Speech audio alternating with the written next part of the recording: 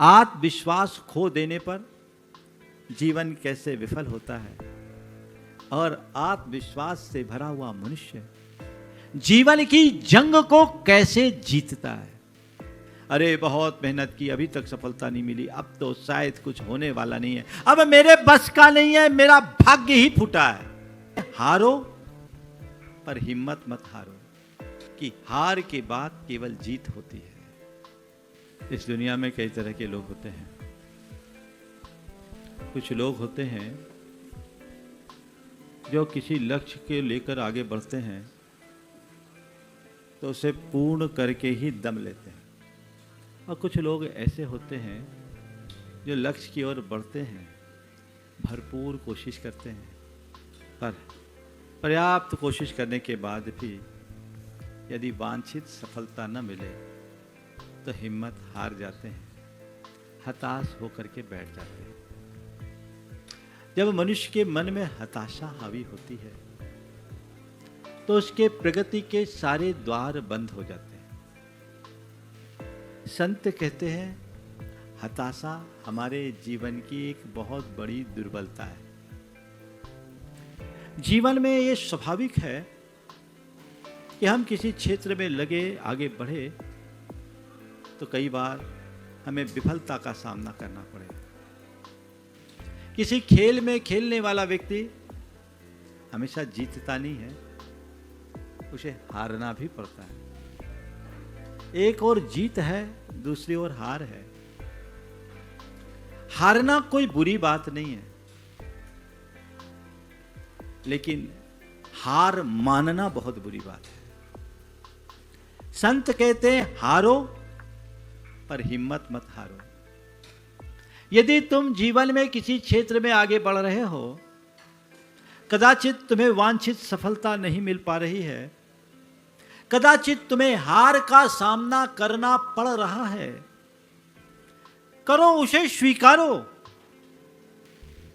पर हिम्मत मत हारो। ये धारणा अपने मन में गहरे तक बिठा लो कि हार के बाद केवल जीत होती है। अभी मैं हारा हूं, कोई जरूरी नहीं कि दोबारा भी हारूंगा। अगर दोबारा भी हार जाऊं तो ये कोई जरूरी नहीं कि तीसरी बार भी हारूंगा। मैं जीत सकता हूं और मुझे जीतना है, ये जज्बा अपने मन में होना चाहिए। जिस मनुष्य के मन में ऐसा जज्बात होता है वो जीवन में कभी हारते नहीं। मैं आपसे यही कहूंगा, जीवन में चाहे जैसी परिस्थितियां क्यों ना बने, कभी हारना मत, अपने आप को आगे बढ़ाओ। हार और हताशा से बचने के लिए 4 सूत्र आज आप सबको दे रहा हूं। कौन व्यक्ति हताश होता है, कौन हारता है? सबसे पहली बात, आत्मविश्वास की कमी। जिस मनुष्य के मन में आत्मविश्वास की कमी होती है वो बहुत जल्दी हार जाते हैं। आगे बढ़ते हैं और मन डगमगाना शुरू हो जाता है, पता नहीं ऐसा करके मैं सफल हो पाऊंगा या नहीं। अरे बहुत मेहनत की, अभी तक सफलता नहीं मिली, अब तो शायद कुछ होने वाला नहीं है, अब मेरे बस का नहीं है, मेरा भाग्य ही फूटा है। ये हताशा मन में आती है। तुम्हारे मन में जब तक आत्मविश्वास है तो तुम कभी हारोगे नहीं, और जिसके मन में आत्मविश्वास की कमी होती है वो कभी जीत नहीं सकता। अपने मन को आत्मविश्वास से लबरेज रखो, फिर तुम्हें कभी रोना नहीं होगा, हिम्मत के साथ काम कर पाओगे। मैं 2-3 उदाहरण आप सबके बीच रख रहा हूं। आत्मविश्वास खो देने पर जीवन कैसे विफल होता है और आत्मविश्वास से भरा हुआ मनुष्य जीवन की जंग को कैसे जीतता है। मेरे पास एक युवक आया, म्लान मुख, कुमलाया सा चेहरा, उम्र कोई 25 साल की। अपना हाथ फैलाते हुए, हाथ मेरी ओर बढ़ाते हुए कहा, महाराज थोड़ा बताइए तो सही, मेरे जीवन में कभी सुख आएगा कि नहीं। मैंने उसे देखा और कहा कि तुम जैसे तेजस्वी युवक को दूसरों के आगे हाथ फैलाता देखकर मुझे बड़ा दुख हो रहा है। तुम ये क्यों पूछ रहे हो, अपना हाथ दूसरों के आगे क्यों फैला रहे हो कि मेरे जीवन में कभी सुख आएगा कि नहीं, आखिर क्या बात है? उसने कहा, महाराज मैं जीवन से हारा हुआ इंसान हूं। मेरे पिताजी नहीं हैं, मेरी माँ ने मुझे अभावों में पाला और पढ़ाया लिखाया। महाराज जी मैं यूपीएससी की तैयारी कर रहा था। मैंने 3 अटेम्प्ट दे दिए। पहली बार में प्री निकला, मेंस नहीं निकला। दूसरी बार में मेंस निकला, पहली बार में प्री भी नहीं निकला, दूसरी बार में प्री निकला, दूसरी बार में मेंस निकला और इंटरव्यू में रह गया। महाराज मैंने और भी कई एग्जाम्स दिए, मेरा सिलेक्शन नहीं हुआ। 5 साल हो गए हैं, अभी तक मेरा सिलेक्शन नहीं है। मुझे लगता है जैसे मैं कुछ कर नहीं पाऊंगा। महाराज जी आप बताइए मेरे जीवन में क्या होगा?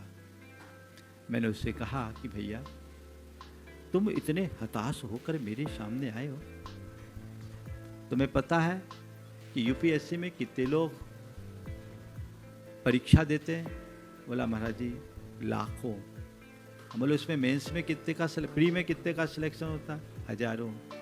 बोले उसमें से मेंस में? बोले और कम। बोले लाखों में से छटकर तुम हजारों तक आ गए, क्या ये कम है? और हजारों में से सैकड़ों में आ गए, क्या ये कम है?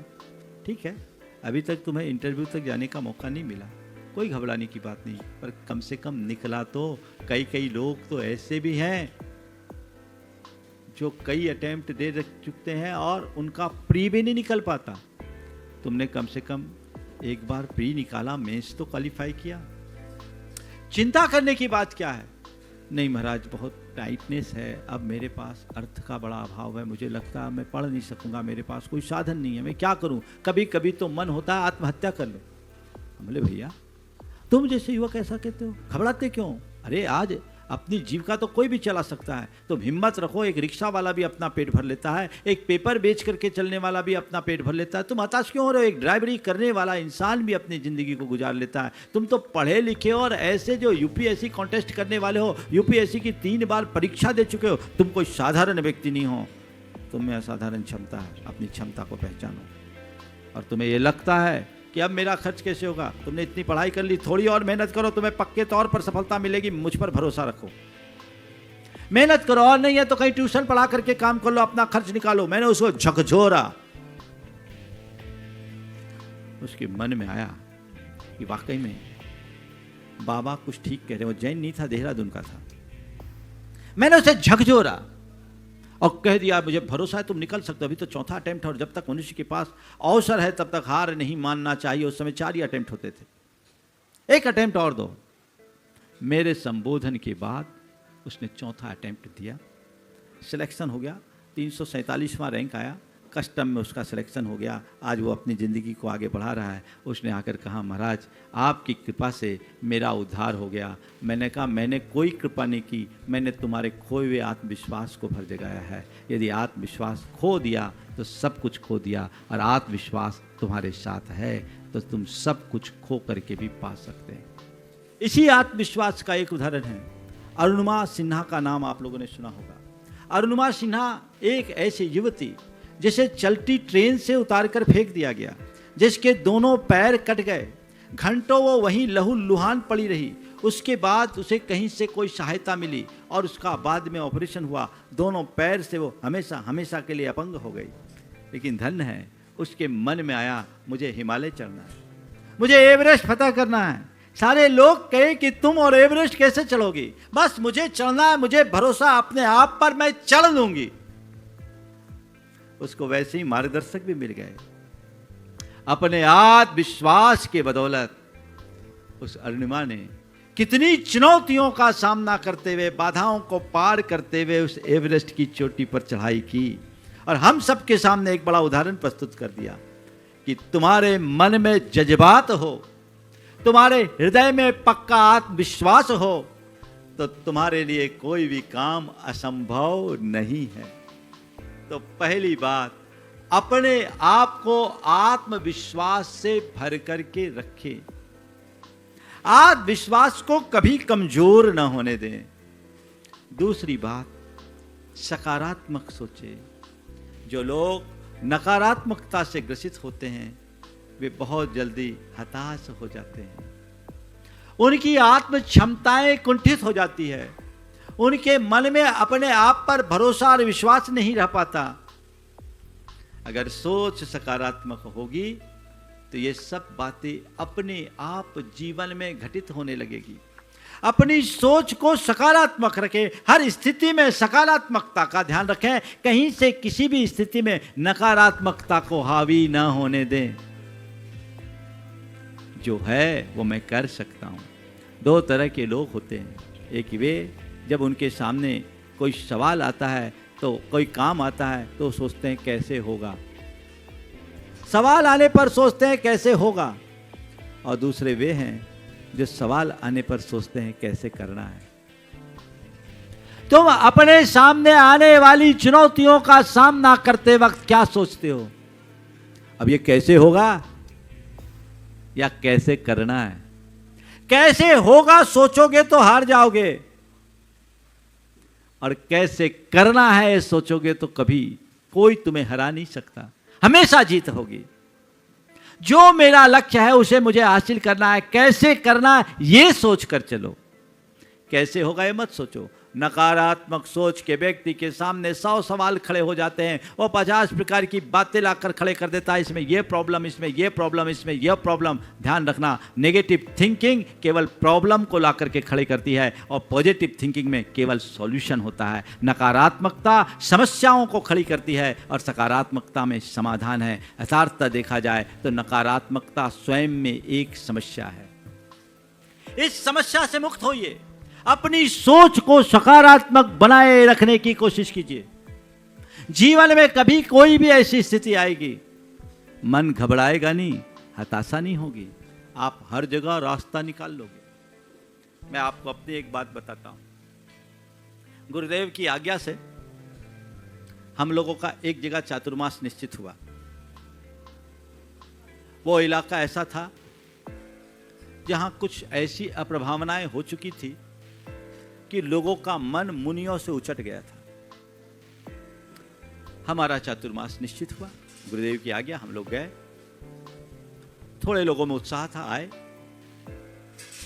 पर जब आहार को उठे तो पता लगा एक चौका लगा है, वह भी कमेटी का,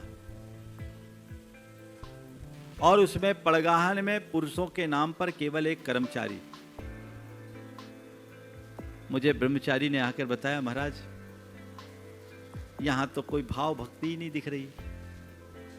आपको चातुर्मास करना है, एक चौका लगा है। हमने उनसे केवल एक ही बात कहा, जो है सो इनका, होगा सो हमारा। है सो इनका, होगा सो हमारा। हमें तो बंजर धरती पर ही फसल उगानी है, ड्राई लैंड फार्मिंग करनी है। ठीक है, आज ये ऐसा है। गुरुदेव ने शायद यही सोच करके बोला होगा। स्थान का नाम नहीं बता रहा हूं क्योंकि अब वहां बहुत हरियाली आ गई है। लेकिन गुरुदेव ने शायद इसीलिए भेजा होगा। अब इसे एक चुनौती के रूप में लेना और हम इसे बदलेंगे। हमें बदलना है। हम लोग रुके, बोले अपना काम करो, इसको इग्नोर करो। हमें बोलने की जरूरत है, हमारी चर्या बोलेगी। और उसके बाद अपने आत्मविश्वास के बल पर और अपनी सकारात्मक सोच के बल पर हमने सहज चर्या रखी, बिना किसी प्रतिक्रिया के। धीरे धीरे लोग जुड़े और 15 दिन में ही पूरा माहौल बदल गया। जहाँ एक चौका था वहाँ चौकों की लाइन लग गई, होड़ लग गई। कुछ पूछो मत, कहाँ हो के होते हो। लोग कहते हैं महाराज पूरी काया पलट हो गई। ये किसके बल पर? अगर मैं सोच लेता, हमारे साथ के एक महाराज ने तो कही दिया था कि चलो अपन कहीं और चले, दूसरा ऑप्शन करें, ढूंढे, गुरुजी से निवेदन करें। हमने कहा नहीं, गुरुजी ने अगर ये स्थान दिया है तो अपने को ये चतुर्मास तो यही करना, मजा तो यही है। यहां हम जो कुछ भी पाएंगे उसका 100% रिजल्ट मिलेगा। हमें पलटना है। ऊसर परती पड़ी भूमि को जब तक पिलाऊ न चलाओ तब तक उसमें फसल नहीं आती। उसकी मिट्टी को पलटना होगा। हम मेहनत करेंगे, संभावनाएं पूरी हारो मत। मनुष्य को अपने जीवन में आने वाली हर चुनौतियों के समय घबराना नहीं चाहिए, उसमें छिपी संभावना को तलाशना चाहिए और उसी संभावना के अनुरूप पुरुषार्थ जुटाकर अपना काम करना चाहिए।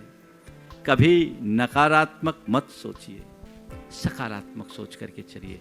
देखिए कैसे रास्ता खुलता है और आप अपने जीवन को किस तरीके से उपलब्धियों से भरते हैं। नंबर 3, कर्म सिद्धांत पर भरोसा रखो, पुण्य पाप पर भरोसा रखो। अरे कल क्या होगा, अब क्या होगा, मेरा क्या होगा? अरे जो होना होगा, चिंता मत करो। जो कल देगा वो कल की व्यवस्था भी देगा। हताश होने की जरूरत नहीं है। चींटी को कण और हाथी को मन मिल ही जाता है। अपने आप व्यवस्था बनेगी। तुम्हारे हाथ में केवल उद्यम है सो तुम करो, तुम्हारे हाथ में प्रयत्न है सो करो। परिणाम की चिंता मत करो, परिणाम मिलेगा। आज नहीं कल मिलेगा, कल नहीं परसों मिलेगा। कर्म सिद्धांत पर विश्वास रखने वाला मनुष्य आशावादी होता है। वो जानता है कि पुण्य पाप का खेल विचित्र है। आज पाप है तो कल पुण्य आएगा, आज अंधेरा है तो कल प्रकाश होगा। ये तो खेल चल रहा है, चलता रहेगा। महापुरुषों के जीवन में भी बड़ी बड़ी विषमताएं आई, उनने धैर्य के साथ उनका सामना किया। आप देख लो श्री कृष्ण के जीवन को। जन्म भी जेल में हुआ और माँ का दूध भी नहीं पी पाए, लेकिन उसका भी पालन, उनका भी पालन हुआ ना। और श्री कृष्ण को बाल्यावस्था से लेकर यौवन अवस्था तक छूते छूते कंस की कितनी चुनौतियों का सामना करना पड़ा, उन्हें कितनी बार मारने का प्रयत्न किया गया, लेकिन क्या हुआ? कुछ हुआ क्या?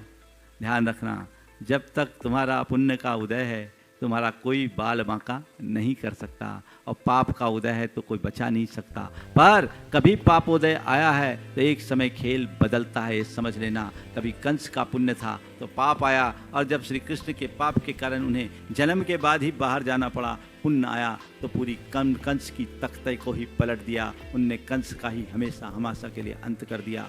रात है, प्रभात होगा, ये सोच रखो।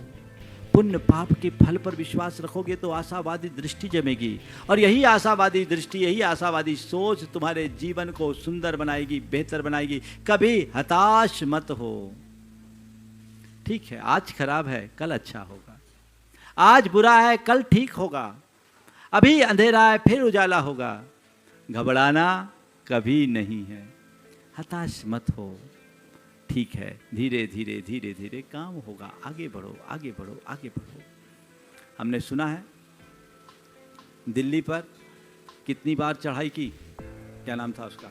हाँ, मोहम्मद गौरी ने कितनी बार चढ़ाई की? हाँ, 17 बार।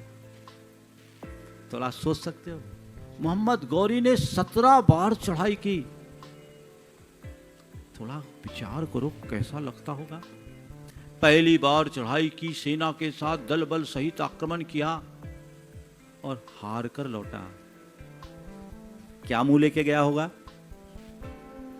हार का मुंह लेकर लौटा।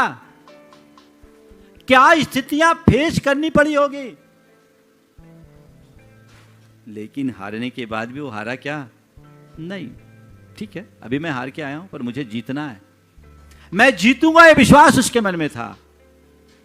चलो हार गए, एक बार और, एक बार और। वो आया, अपनी प्रजा में उत्साह जगाया, अपने सैनिकों में उत्साह जगाया, अपनी शक्ति को वापस संगठित किया और फिर जाकर के दिल्ली पर चढ़ाई की।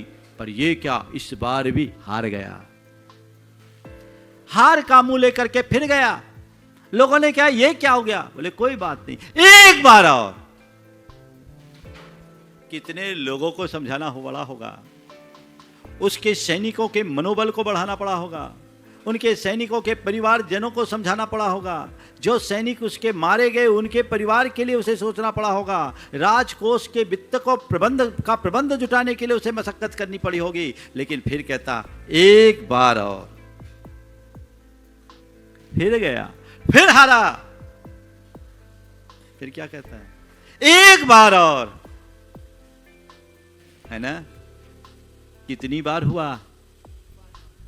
16 बार तक हारा। लगातार 16 बार तक केवल हार हार और हार। लेकिन वो हताश नहीं हुआ, हारा पर हार नहीं माना। हारने के बाद भी वो हार नहीं माना और नतीजा 17वीं बार सीधे दिल्ली पर फतह कर ली।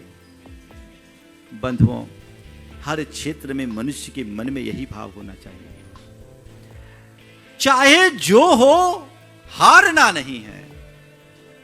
पस्त मत पड़ो, आगे बढ़ते जाओ, चढ़ते जाओ, अपने उत्साह को संचालित करते जाओ। निश्चित तौर पर जीवन में सफलीभूत होगे और वह तुम्हारे जीवन की एक बड़ी उपलब्धि बनेगी। आगे बढ़ते जाना है, रुकना नहीं है, थमना नहीं है। और चौथी और आखिरी बात, लक्ष्योन्मुखी बनिए, अपने लक्ष्य को सामने रखिए। जिस मनुष्य के सामने उसका ध्येय होता है, वो अल्प शक्ति और संसाधन के बल पर भी अपने जीवन को कामयाबी के शिखर तक पहुंचा देता है। हमने सुना है बुद्ध ने जब संन्यास अंगीकार किया, एक लंबे समय तक साधना करने के बाद भी जब उन्हें सफलता नहीं मिली तो वे हताश हो गए और हताशा से भरकर वे घर लौटने का निर्णय ले लिया। बुद्ध ने एक बार हताशा से भरकर घर लौट जाने का निर्णय ले लिया कि इससे अच्छा तो अब घर चले। घर लौटने के क्रम में रास्ते में उन्हें प्यास लगी। एक सरोवर के किनारे वो पानी पीने के लिए गए। देखते क्या है, एक लोमड़ी बार बार अपनी पूंछ उस सरोवर में डाल रही है और उसके कण बाहर झाड़ रही है। सरोवर में पूंछ डुबाए, कण बाहर झड़ाए, सरोवर में पूंछ डुबाए, कण बाहर झड़ाए। बुद्ध को यह देखकर बड़ा आश्चर्य हुआ। उन्होंने उस लोमड़ी से पूछा कि हे लोमड़ी, तू ये कर क्या रही है? लोमड़ी ने कहा, क्या बताऊं, पिछली बरसात में इस तालाब ने मेरे 3 बच्चों को लील लिया। पिछले बरसात में इस तालाब ने मेरे 3 बच्चों को लील लिया, मैं इसे सुखा कर छोड़ूंगी। बुद्ध जोर से हंसे और उन्होंने कहा, इतना बड़ा काम तुमने बिना सोचे शुरू कर दिया। क्या तुम इस तालाब को सुखा पाओगी? तुम्हारी पूंछ में पानी की कितनी बूंदें आती है? इतना बड़ा काम तुमने बिना सोचे समझे शुरू कर दिया, क्या तुम इस तालाब को सुखा पाओगी? तुम्हारी पूंछ में पानी की कितनी बूंदें आती है? क्या ये तुम कर सकती हो? लोमड़ी ने जो जवाब दिया उसने बुद्ध के चित्त को मोड़ दिया। लोमड़ी ने कहा, मुझे ये पता नहीं कि मैं क्या कर सकती हूं, मुझे ये नहीं पता कि मैं क्या कर सकती हूं, मुझे केवल ये पता है कि मुझे क्या करना है। जिस मनुष्य इस उत्तर ने बुद्ध के हृदय को मोड़ दिया और उन्हें वापस सन्यास के रास्ते को अंगीकार करके मध्यम मार्ग अपनाया, नाति काम नाति कष्ट को अपनाया और उसी दिन उन्हें बोधि की प्राप्ति हो गई, ऐसा कहते हैं। तो बात केवल इतनी है, मैं क्या कर सकता हूं, क्या नहीं कर सकता हूं, इस गणित में उलझने की जगह जब किसी काम को शुरू कर दिया है तो केवल एक ही दृष्टि होनी चाहिए, मुझे क्या करना है, करके ही दम लेना है। अगर करना है कि ठान लोगे ना, तो मन कभी हारेगा नहीं और उससे जीवन निश्चित सुधरेगा, निश्चित संवरेगा। हताश नहीं होना, हारना नहीं, बस हिम्मत हारे हार है, ये बात हमें कभी भूलना नहीं। हार भी जाओ मगर हिम्मत नहीं हारो। और हमेशा इस वाक्य को याद करो, कोशिश करने वालों की कभी हार नहीं होती। ये वाक्य अपने हृदय में दोहराते रहो, अंत तक कोशिश करते रहो, कामयाबी जरूर मिलेगी।